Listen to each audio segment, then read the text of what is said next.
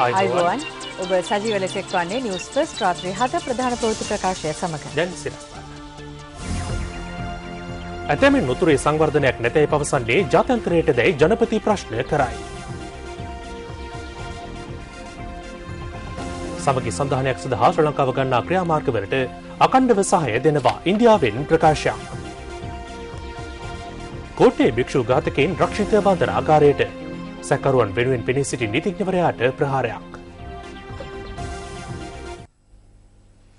එක්සත් ජාතීන්ගේ මානව හිමිකම් කවුන්සිලේදී සම්මත කෙරුණු යෝජනාවලියට අදාළව මානව හිමිකම් පිළිබඳ එක්සත් ජාතීන්ගේ මහ කොමසාරිස්වරියගේ කාර්යාලයෙන් ශ්‍රී ලංකාවට කිසියම් සහායක් දෙන්නේ නම් හෝ එක්සත් ජාතීන්ගේ විශේෂ නියෝජිතයෙකු මෙරට සංචාරය කරන්නේ නම් එය ශ්‍රී ලංකා රජයේ පූර්ණ එකඟත්වය මත සිදුවිය යුතු බව ඉන්දිය විදේශ කටයුතු අමාත්‍යාංශය පවසනවා.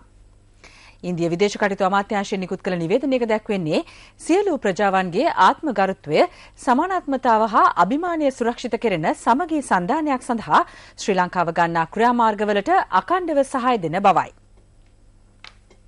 ඉන්දිය විදේශ කටයුතු අමාත්‍යාංශයේ මෙම නිවේදනය නිකුත් කර ඇත්තේ එක්සත් ජාතීන්ගේ මානව හිමිකම් කවුන්සිලයට ඇමරිකාව ගෙන ආ යෝජනාවලියට පක්ෂව ඡන්දය භාවිත කිරීම පිළිබඳව කරුණු දක්වමින් ඉන්දියාව අවධාරණය කරන්නේ 13 වැනි ආණ්ඩුක්‍රම ව්‍යවස්ථාව හෝ ඉන් ඔබට ගිය බලය බෙදීමේ ඵලදායී ක්‍රියාමාර්ගයක් සඳහා ශ්‍රී ලංකාව ක්‍රියා කළ යුතු බවයි. එමගින් දෙමළ ප්‍රජාව ඇතුළු සියලු ජාතීන් තුළ සමගි සන්ධානය ඇති කිරීමට හැකිවනු ඇතැයි අපේක්ෂා කරන බවද එම නිවේදනයේ සඳහන්. මෙවැනි යෝජනාවලියක් තුළින් ශ්‍රී ලංකාව සතු ස්වෛරී අයිතියට ගරු කළ යුතු බවත් මානව හිමිකම් ආරක්ෂා කිරීමට ශ්‍රී ලංකාව ගන්නා ක්‍රියාමාර්ගවලට සහාය දිය යුතු බවත් ඉන්දියාව අවධාරණය කර තිබෙනවා. මේ අතර ඇමරිකානු රාජ්‍ය දෙපාර්තමේන්තු දෛනික ප්‍රවෘත්ති සාකච්ඡාවේදීද ඊයේ ශ්‍රී ලංකාව පිළිබඳව සඳහන් වුණා.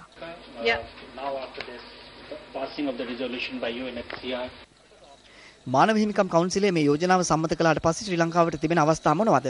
නිර්දේශ ක්‍රියාත්මක නොකරන්නේ නම් මොකද්ද මුහුණ පෑමට සිදුවන තත්වය? Well, this is pretty straightforward. It's not any different than what. ඉතා පැහැදිලි.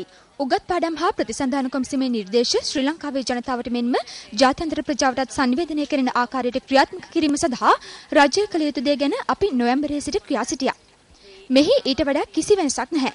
විශේෂයෙන්ම වගවීම සහ ප්‍රතිසන්ධානය සඳහා අදාළ නිර්දේශ විධිමත්ව ක්‍රියාත්මක කිරීම පිණිස ශක්තිමත් ක්‍රියාමාර්ග ඉදිරිපත් වනවා දකින්න අපිට අවශ්‍යයි. ඒ සඳහා ඔවුන්ට යම් කාලරාමුවක් දී තිබෙනවද? ඔබට ඒ ගැන යම් දැනුම් දීමක් කරලා තිබෙනවද? හැකිතරම් ඉක්මනට මීට මාස කිහිපයකට පෙර ඉඳලයි අපි මේ ආකාරයේ ක්‍රියාමාර්ගයක් යෝජනා කරමින් සහ ඉල්ලමින් සිටින්නේ. මේ අතර එක්සත් ජාතීන්ගේ සංවිධානයේ දෛනික ප්‍රවෘත්ති සාකච්ඡාවේදී මාධ්‍යවේදියෙකු ශ්‍රී ලංකාව සම්බන්ධයෙන් විමසුවා. එක්සත් ජාතීන්ගේ මානව හිමිකම් කවුන්සිලේදී ශ්‍රී ලංකාව සම්බන්ධ යෝජනාවලිය 24ට 15ක් ලෙස සම්මත වුණා. එහිදී අදහස් දැක්වූ බොහෝ දෙනෙකු අවධානය යොමු කළ දෙයක් තමයි එක්සත් ජාතීන්ගේ මහලේකම්වරයා පත් කළ විද්වත් කමිටුවේ වාර්තාව. මේ සම්බන්ධයෙන් ඔහුට යමක් කියන්න තියෙනවද?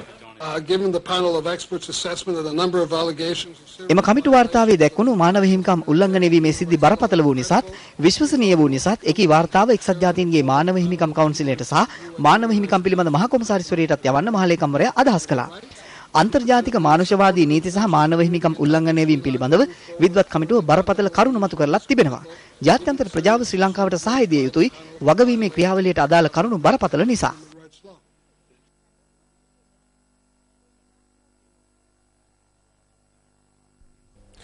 මෙතෙක් කලක් උතුරට නොගිය පිරිස් ජිනීවාහි මානව හිමිකම් සාකච්ඡා ආරම්භුණදා සිට උතුරට යමින් එහි සංවර්ධනයක් නැතයි පවසන බව ජනාධිපති මහින්ද රාජපක්ෂ මහතා පවසනවා. ජනාධිපතිතුමා මේ බව සඳහන් කළේ අද බණ්ඩාරගම වැවිට විදුහල් ක්‍රීඩාංගණයේ පැවති එක ගමකට එක වැඩක් වැඩසටහනෙහි සමාරම්භක උත්සවය අමතමින් මේ පිළිබඳ තොරතුරු ප්‍රවෘත්ති ප්‍රකාශය අතරතුර බලාපොරොත්තු වන්න. ජිනීවා මානව හිමිකම් කවුන්සිල සැසියේදී ශ්‍රී ලංකාව සම්බන්ධයෙන් ගෙන ආ යෝජනාව පිළිබඳව අදත් පක්ෂ විපක්ෂ දේශපාලඥයන් අදහස් පළ කළා. ජිනීවා මානව හිමිකම් කවුන්සිල සැසියේදී ශ්‍රී ලංකාව සම්බන්ධයෙන් ගෙන ආ යෝජනාවට විරෝධය දක්වමින් අදත් උද්ඝෝෂණ පැවැත්වුණා. මේ උද්ඝෝෂණය අද පෙරවරුවේ පැවැත්වුණේ කිරිබත් ගොඩනගර මැදයේයි. මහජන සම්බන්ධතා හා මහජන කටයුතු අමාත්‍ය මර්වින් සිල්වා මහතාද ඊට එක්ව සිටියා. ජනාධිපතිතුමාගේ දැස ශක්තිමත් කරන්න. පෙරට එන්න. බටහිර රටවලට නොබයව මුහුණ දෙන්න. පෙරට එන්න. පෙරට එන්න රට රකින්න රට රකින්න මේ खबरे උන්ට මාව කම්පයින් කැනඩියෙන් කරන්න බෑ.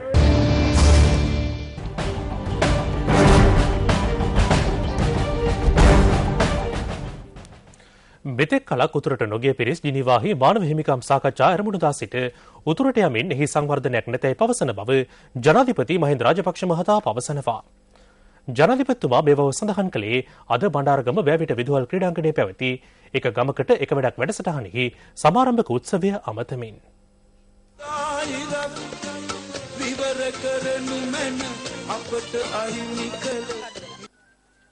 දෙදස් 12 ජාතික සවිය ගම නැගුම යටතේ එක ගමකට එක වැඩක් වැඩසටහනෙහි සමාරම්භක අවස්ථාව සනිටුහන් කරමින් ජනාධිපතිතුමා සුබ මොහොතින් වැවිට වැව ප්‍රතිසංස්කරණ කටයුතු ආරම්භ කළා.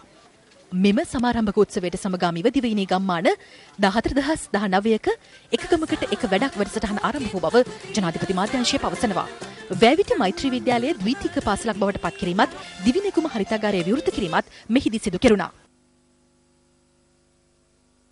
ජිනීවා නගරේ අපිට විරුද්ධව ඇමරිකාව ගේනකොට යෝජනාව මෙච්චර කලක් උතුරට නොගිය මිනිස්සු නායකයෝ උතුරට ගිහිල්ලා කියනවා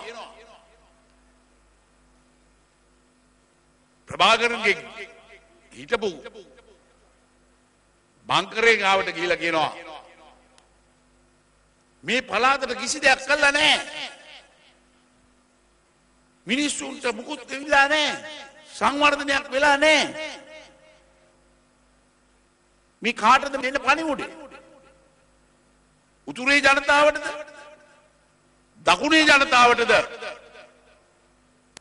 නැත්නම් අර දෙමළ ඩයස්පෝරාවටද?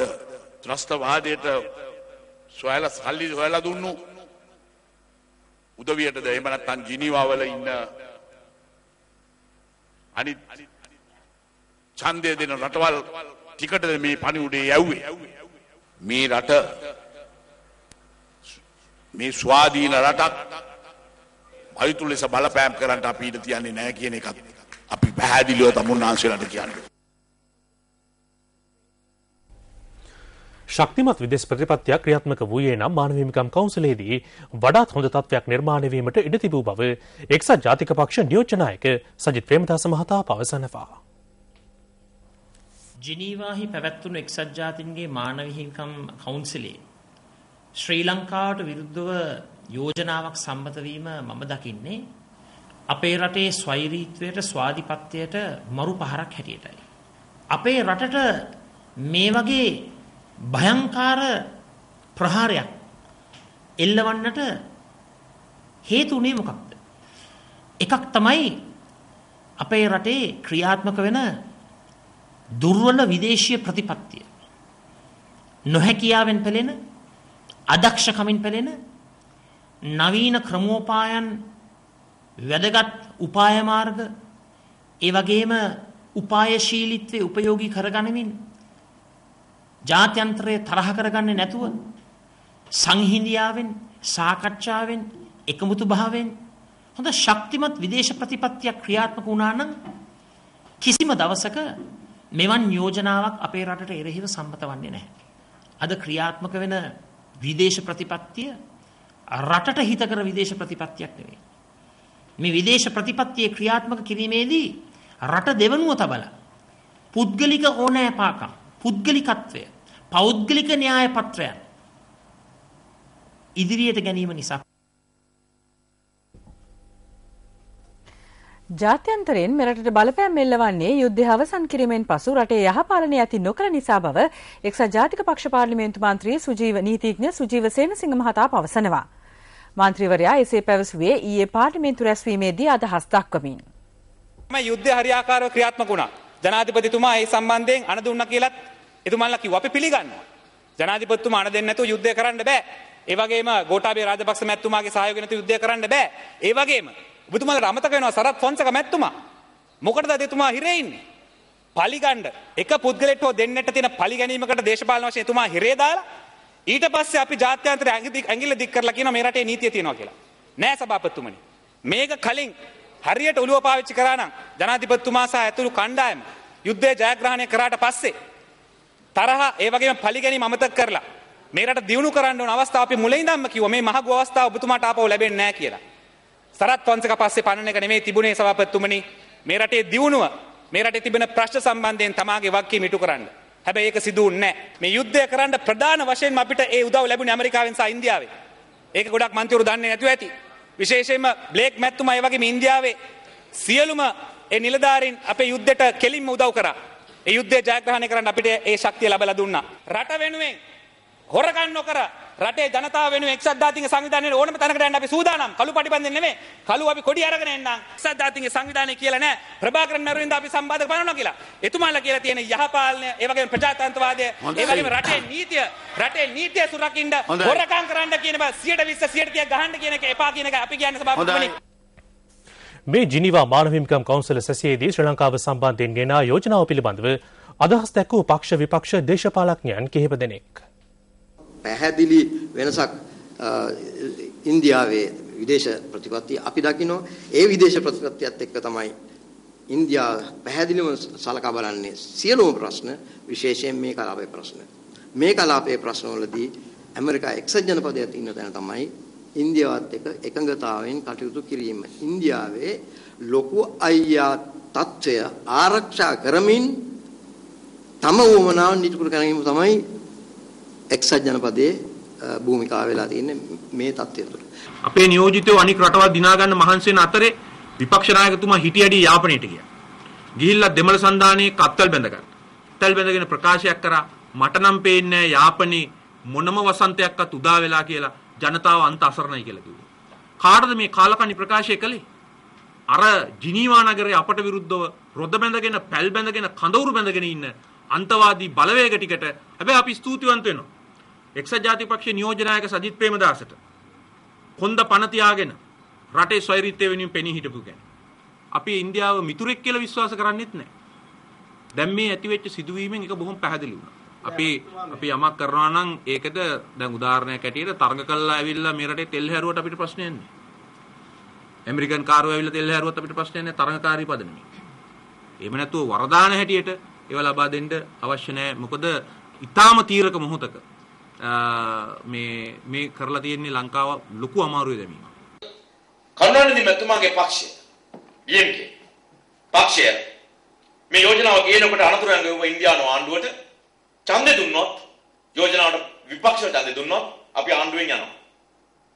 ඒ 18 දෙනා ආණ්ඩුවෙන් ගියොත් ඒ කියන්නේ 22 වෙනිදා ජිනීවා වලදී අපිට පක්ෂව ඡන්දෙ පාවිච්චි කළා. ඊට පස්සේ උදේ ඉන්දියාවට වෙන්නේ සභා ගාණ්ඩුවේ අවසානයේ දකින්න 23 වෙනිදා උදේ පාන්දර. අපි උනත් එවැනි තත්ත්වයක් යටතේ එවැනි තීන්දුවක් ගනීවිද? හැබැයි අපි අපේ පැත්තෙන් විග්‍රහයක් තියෙනට ඕන. ඔවුන්ගේ අභ්‍යන්තර දේශපාලන අර්බුදයක් පදනම් කරගෙනයි මේ තීන්දුව ගත්ත කියලා කියන විග්‍රහය අපට තියෙන්න ඕන, රටට තියෙන්න ඕන.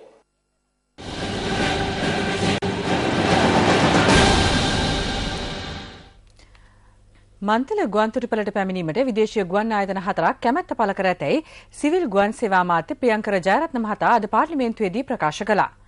අමාත්‍යවරයා මේ බව පැවසුවේ එක්සත් ජාතික පක්ෂ පාර්ලිමේන්තු මන්ත්‍රී රවි කරුණානායක මහතා නැගූ ප්‍රශ්නයකට පිළිතුරු ලබා දෙමින්. වරාය කැල්ලා තියෙනවා නැව් 5යි ඇවිල්ලා තියෙන්නේ මේ මාස 15ට. දැන් ෆ්ලයි ඩුබයි කියලා ලොකුවට පෙන්නලා තියෙනවා ඒ සම්බන්ධයෙන් මෙතනට යනමයි කියලා.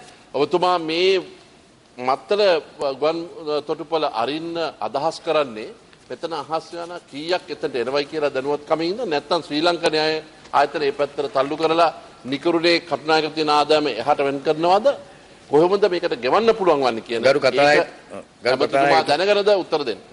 ගරු කතානායකතුමනි මේ වෙනකොට ගුවන් ආයතන 4ක් දැනට ලිඛිතව අපිට එකඟ වෙලා තියෙනවා මත්තල ගුවන් තොටුපළ වෙන්න ශ්‍රී ලංකන් සහ මිහින් සමාගම ඇර ඒ දෙකත් එක්ක 6යි